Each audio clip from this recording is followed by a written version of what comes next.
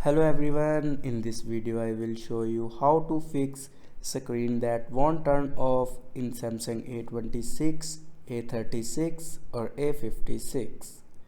So before watching this video, don't forget to subscribe the channel and also press the bell icon.